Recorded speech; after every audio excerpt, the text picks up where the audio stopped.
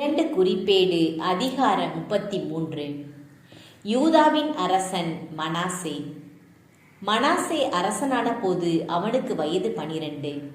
அவன் எருசலேமில் 55 ஆண்டுகள் ஆட்சி செய்தான்.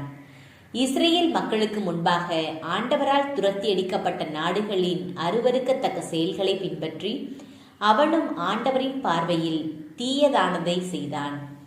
ஏனெனில் அவன் தன் தந்தை எசேக்கியா உடைத்தெறிந்த பலிபீடங்களை மீண்டும் கட்டி எழுப்பினான்.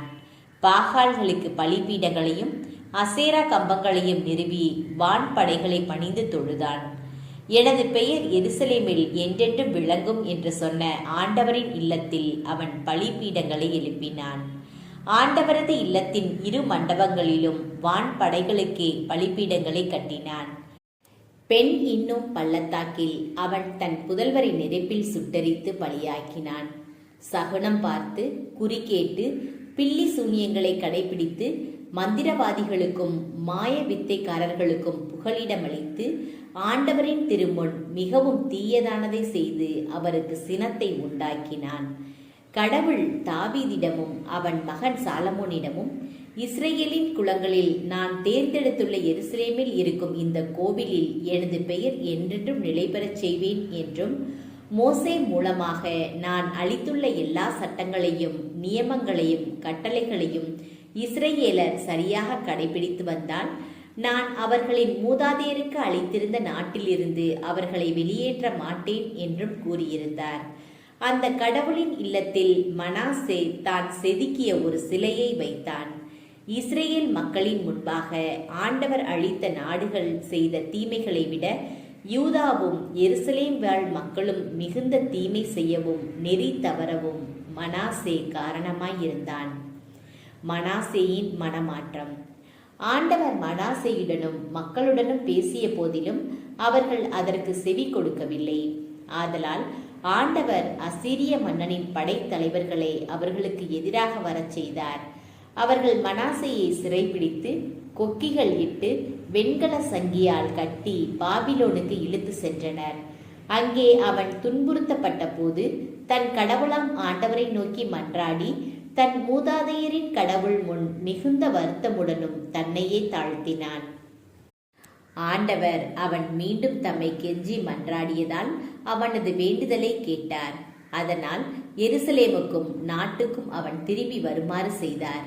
இதனால் ஆண்டவரே கடவுள் என்று மனாசே அறிந்து கொண்டான்.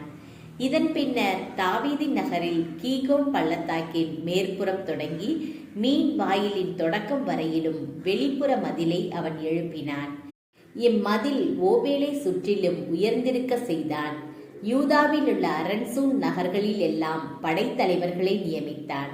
மேலும் வேற்று தெய்வங்களையும் சிலைகளையும் ஆண்டவர் இல்லத்திலிருந்து அகற்றினான். ஆண்டவரின் இல்ல மலையிலும் எருசலேமிலும் தான் கட்டிய பலிபீடங்களை தகர்த்து அவற்றை நகருக்கு வெளியே வீசி எறிந்தான். அவன் ஆண்டவரின் பலிபீடத்தை மீண்டும் கட்டி அதனில் நல்லுறவு பலியையும் நன்றி பலியையும் செலுத்தினான். இஸ்ரேலின் கடவுளாம் ஆண்டவரை வழிபடுமாறு யூதாவுக்கு கட்டளையிட்டான்.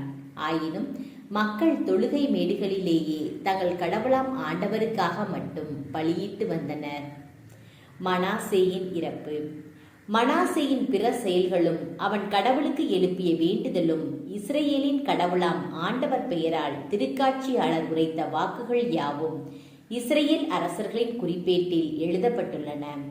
அவனது மன்றாட்டு, அதற்கு ஆண்டவர் செவி கொடுத்த பாங்கு, அவன் பாவங்கள், பற்றுறுதியற்ற தன்மை ஆகியவை பற்றியும், அவன் தொழுகை மேடுகளையும் அசேரா கம்பங்களையும் சிலைகளையும் நிறுவிய இடங்கள் பற்றியும் ஓசாய் என்பவரது குறிப்பேட்டில் எழுதப்பட்டுள்ளன.